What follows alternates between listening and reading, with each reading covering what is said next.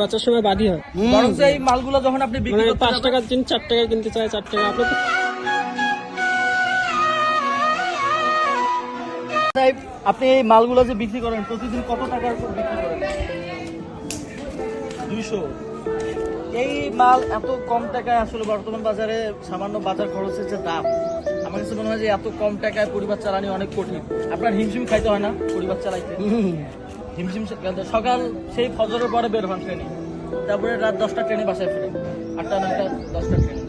এই যে হাড় ভাঙা পরিশ্রম, সারা দিন মাঠে ঘাটে, তারপর রেলে বিভিন্ন জায়গায় যে কাজগুলো করেন, সত্যি এই পেশার মানুষরা যারা রয়েছে তাদের জীবনের দুঃখ দুর্দশাগুলো যদি আপনারা কোনোভাবে যদি বুঝতে পারতেন। আমরা অনেক সময় এনাদেরকে যখন আমরা ট্রেনে দেখি, তখন এনাদের কাছে আমরা তাদের যে উপাদানগুলো রয়েছে সেগুলো আমরা নিতে চাই না, আমরা তাদেরকে ইগনোরেন্স করি, বলি দরকার নাই।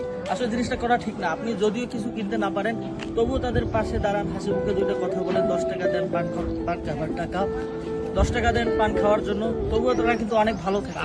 10 টাকা দিয়ে হেল্প করুক বা এরকম এই টাইপের মানুষ এই যে তাও দেয় না। সত্যি এই পেশার মানুষদের বেচার সময় বাদী হয় না, আরো বাচ্চার সময় বাদী হয়। বরং এই মালগুলো যখন আপনি বিক্রি করতে 5 টাকার জিনিস 4 টাকায় কিনতে চায়, 4 টাকা আপনি তো কিনাই মনে করেন 4 টাকা, তাহলে লাভ কি এখানে? লাভ তো না। আপনি যখন এই মালগুলো বিক্রি করতে যাবেন তখন বিভিন্ন জন বিভিন্ন কথা বলে। এই মাল দেখার সময় তারা ব্র্যান্ড দেখে যে কতদিন টিকবে কতদিন টিকবে না, অথচ তারা আর উনি যে আহামরি কিছু বিক্রি করে এমনটাও না, উনি যে ছোট বাচ্চাদের খেলনা, তারপর এই বিভিন্ন রকমের মেয়েদের চুলের রাবার, তারপর বিভিন্ন খুব মলম, যে এই সমস্ত টাকা ইনকাম করে, জিনিসগুলো বিক্রি করা হয়। খুব যে টাকা ইনকাম করে এমনটাও না।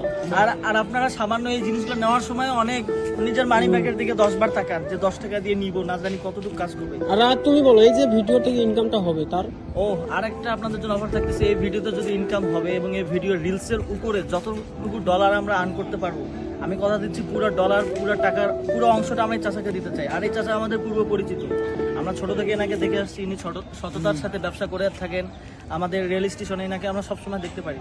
আমি কথা দিচ্ছি এই ভিডিওর উপর যদি কোনো ইনকাম হয়, অবশ্যই এর একটি বেনিফিট চাচা পেয়ে যাবে। চাচা আপনাকে অনেক অনেক ধন্যবাদ, দোয়া রাখবেন আমাদের জন্য।